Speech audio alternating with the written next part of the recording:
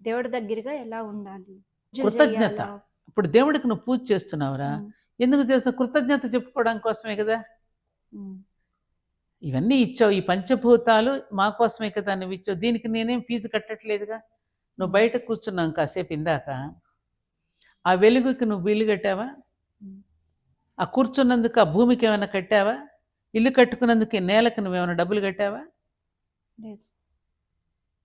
గాలికి బయటికి వెళ్ళి కూర్చో, ఇప్పుడు ఫ్యాన్ గాలి కంటే నువ్వు ఫీజు కడుతున్నావు, డబ్బులు ఇస్తున్నావు కరెంటు బిల్లుకి. బయట ఉచితంగా ఇచ్చిన గాలికి, ఉచితంగా ఇచ్చిన పండ్లకి, చెట్లకి, వృక్షాలకి, ఆశ్రమించిన వృక్షాలకి ఫీజు కడుతున్నావా? ఉమ్, ఆకాశం ఇచ్చే వెలుగుకి, gratitude. ఆ చంద్రుడి యొక్క కిరణాలతో ఔషధాలు ప్రతిపిస్తాయి.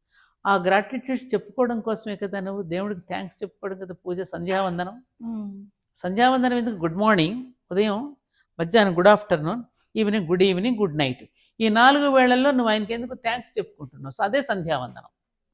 ఉమ్, అది దాన్నే సంధ్యావందనం అంటున్నాం మనం, థ్యాంక్స్ చెప్పుకోవటం.